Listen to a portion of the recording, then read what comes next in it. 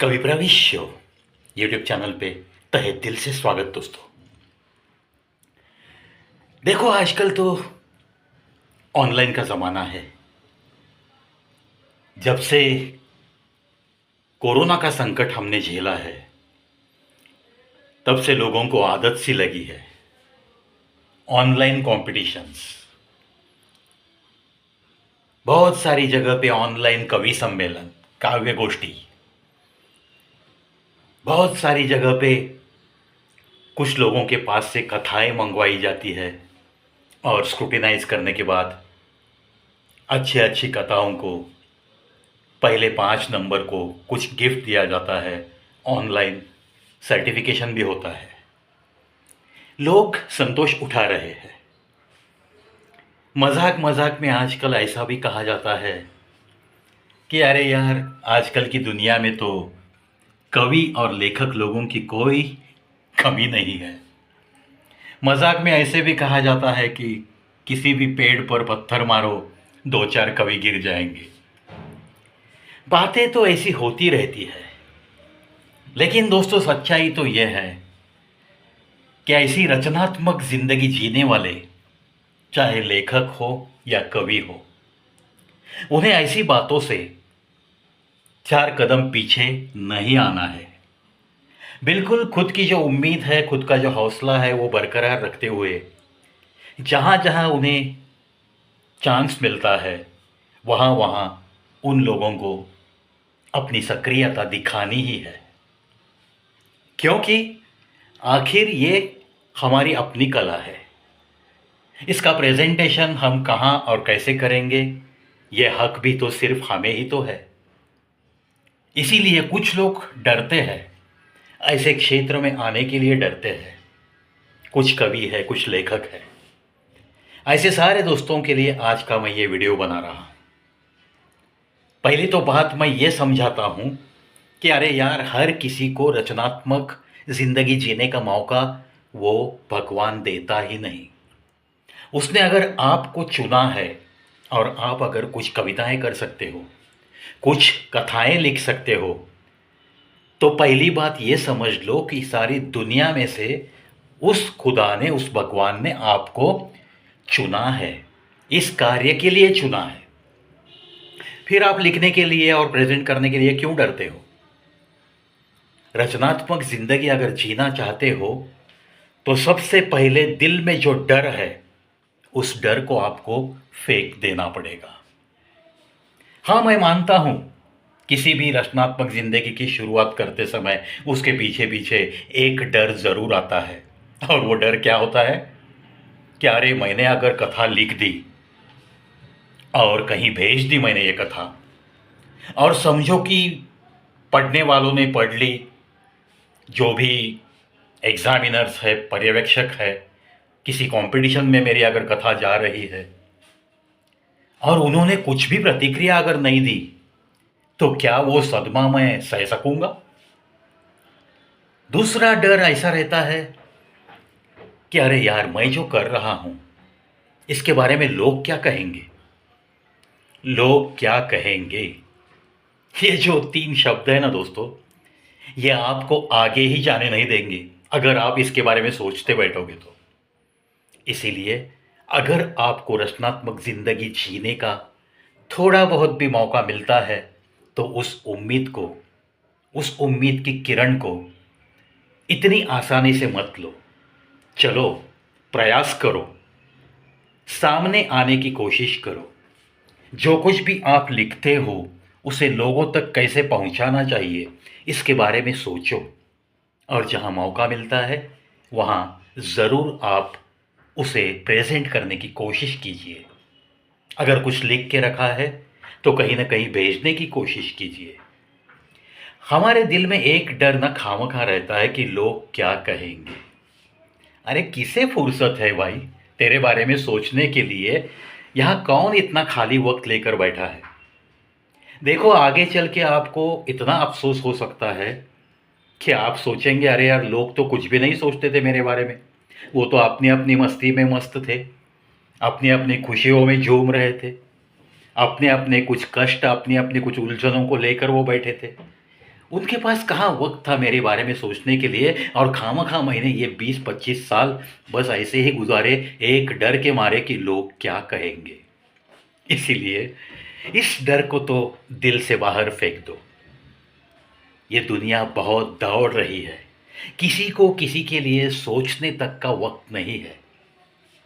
और अगर खुद को कुछ रचनात्मक जिंदगी, अच्छे दिन देना चाहते हो तो ज़रूर आपको कोशिश करनी चाहिए। नतीजे क्या निकलेंगे, नतीजे परिणाम क्या निकलेगा, ये मत सोचो। एक बात बिल्कुल पक्की है, जब तक किसी रचनात्मक जिंदगी जीते जी आप अपने कार्य क्षेत्र में निपुणता हासिल नहीं करते, तब तक आपको सकारात्मक परिणाम, सकारात्मक नतीजे बिल्कुल हासिल नहीं होंगे। अगर आप अच्छे नतीजों की कोई आशा रखते हो तो आप में उतना टैलेंट भी तो ज़रूर चाहिए। आपकी रचनात्मक ज़िंदगी लोगों की आंखों में भरनी चाहिए, तब जाके आपको नतीजे बिल्कुल अच्छे मिल सकते हैं।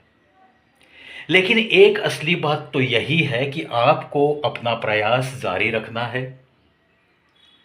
अगर आपके पैशन के बारे में आप में कुछ कमतरता है, कुछ कमी सी है, तो उसे आपको भरना पड़ेगा, सीखना पड़ेगा।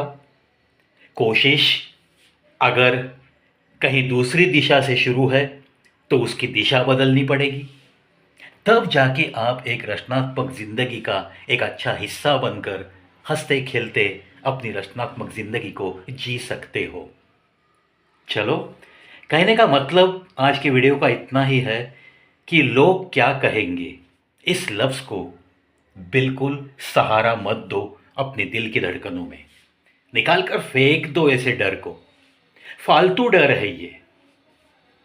एक तो आप जिनको डरते हो उनके पास आपके जैसा कोई भी टैलेंट नहीं होता, और आपका टैलेंट देखने के बाद अगर कोई आपकी मुंह पे सराहना करता है लेकिन पीठ पीछे, अरे उसने जो कुछ किया ना उसमें बहुत बड़ी बात नहीं है, ऐसा अगर वो कहता हुआ आपके ध्यान में आए तो ज़रूर समझ लेना कि वो इंसान आपके ऊपर जलता है। आपकी रचनात्मक ज़िंदगी को देखकर वो काम मैं खुद कर नहीं सकता, इसलिए उसके दिल में जलन सी है, और इसीलिए वो आपके बारे में जब निगेटिव बातें होगी तो बहुत पार्टिसिपेशन दिखाएगा, जब पॉजिटिव होगी तो गुमसुम रहने की कोशिश करेगा। ये होती है दिल में जो जलते हैं ना, उनकी खासियत होती है। उन्हें ये लगता है कि आपने जो कुछ भी हासिल किया वो कुछ भी नहीं, वो तो कोई भी करता है यार दुनिया में, ये अकेला तो नहीं, वैसे बहुत लोगों ने किया है। ये ऐसी बात करने का तरीका होता है, और अगर ऐसे ही लोगों का डर लेकर आप जीना चाहोगे तो आपकी रचनात्मक जिंदगी बिल्कुल शक्य ही नहीं। जीते जी आपको नहीं मिल सकती ऐसी जिंदगी। चलो, अगर आप लेखक हो, उठाओ कलम और अपनी कल्पना शक्ति को थोड़ा सा जोर देकर लिखना शुरू कर दो। चाहे कथा लिखो या चाहे कोई भी कविता लिखो। व्हाट इज मीन्ड बाय कथा? यह कथा क्या होती है? आप और हम जो कुछ भी बातें समाज में देखते हैं, जितना कुछ पढ़ते हैं, जितना कुछ टीवी पे सुनते हैं, उस हिसाब से हमारे दिमाग में अगर हमने एक आध सब्जेक्ट ले लिया तो चलो पॉइंट्स निकालो। सबसे पहले पॉइंट्स निकाल कर एक अच्छी सी नोटबुक ले लो और उस पॉइंट्स के हिसाब से कथा की शुरुआत कर दो। अगर कोई कविता आपके दिमाग में आती है, व्हाट इज मीन्ड बाय कविता? मैं तो 1000 बार कहता हूं, किसी के हाथों से कविता होने के लिए क्या उसे कोई रुत, कोई छंद, कोई मात्रा, इसकी मालूमात होनी बहुत ज़रूरी है क्या? मेरा तो मानना है कोई ज़रूर नहीं। अगर आप लिखना चाहते हो, मुक्त छंद में लिखो आप, कोई बात नहीं। Kavita is nothing but it is a bunch of feelings. आपके दिल में जो भावना के भाव तरंग आते हैं, उन्हें कागज पे जो भी उतार सकता है, कविता बन जाती है। और राजेश खन्ना जी तो कह चुके हैं ना एक पिक्चर में, कविता बनाई नहीं जाती, वो तो बन जाती है अपने आप, एक मधुर शाम की तरह। बस ऐसी कुछ पंक्तियाँ याद रखो। हर कोई लिख तो नहीं सकता, हर कोई कवि भी नहीं बन सकता। हाँ, ये बात सही है कि आजकल वो संख्या बढ़ गई है। अच्छी बात है। लोग बातें दिल में रखने के बजाय कहीं ना कहीं एक्सप्रेस हो रहे हैं, व्यक्त हो रहे हैं, कभी कागज पे या कभी ऑनलाइन काव्य गोष्ठी में अपना नाम दर्ज करके। ऑनलाइन सर्टिफिकेशंस भी जारी है, बहुत सारे ग्रुप्स में ये शुरू रहता है। आखिर जिसकी उसकी मर्जी है, जिसे इसमें पार्टिसिपेशन देना है, जिसे कुछ दिखाना है, जिसे अपना टैलेंट चार लोगों तक पहुंचाना है, वो लोग इसमें पार्टिसिपेट होते हैं। जिनको ये बात अच्छी नहीं लगती वो दूर रहते हैं। दूर रह के टीका करने की कोई ज़रूरत नहीं। जो चाहते हैं ऐसे, उनके लिए विश ऑल द बेस्ट कहने का एक बड़ा दिल लेकर ही आपको एक कलाकार की हैसियत से जीने का जज्बा भी सीखना पड़ता है दोस्तों। एक बात एक इंसान के नाते मैं समझाना चाहूँगा सारे समाज के लिए। क्षेत्र चाहे कोई भी हो, आपका चाहे कोई रिश्तेदार हो, आपका चाहे कोई छोटी सी पहचान वाला रिश्ता हो, या आपके मोहल्ले में रहने वाला कोई हो, समझो कि उसके हाथों से अगर कुछ भी अच्छा काम हो गया है तो आपके दिल में, आपके होठों पे वो अगर मिला है सामने तो उसे इंस्टेंटली आपके दिल में कॉन्ग्रेचुलेशंस यार, जो कुछ भी आपने तरक्की की है, बस उसके लिए मैं आपका अभिनंदन करता हूँ। सामने वाले की सराहना करने का ये जो एक अच्छा गुण है, वो सीख कर हम एक अच्छा इंसान बन सकते हैं। क्योंकि जलने वालों की कतार देखने के बाद कुछ कार्य करता हुआ इंसान थोड़ा सा फ्रस्ट्रेट हो जाता है। उसे ज़्यादा कुछ नहीं लगता, उसकी ज़्यादा कुछ आस नहीं होती। उसके दिल में तो एक ही रहता है, यार मैंने जो कुछ किया उसकी देख दो चार लोग तो सराहना कर सके, तहे दिल से मुझे अभिनंदन कह सके। इतनी तो दानत, इतनी तो दिलदारगिरी किसी के दिल में देखने तो मिले।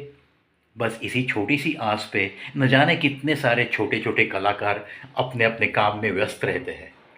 चलो ऐसे सारे छोटे छोटे कलाकारों को तहे दिल से उनके उनकी मंजिल जल्द से जल्द उन्हें मिले, यही मेरी शुभकामना। और इन्हीं बातों के साथ आज के वीडियो से चलता हूँ। कल फिर आऊँगा और एक नया विषय लेकर, ऐसे ही सिर्फ आपसे मिलने। तब तक मस्त रहिए, हंसते रहिए, मुस्कुराते रहिए।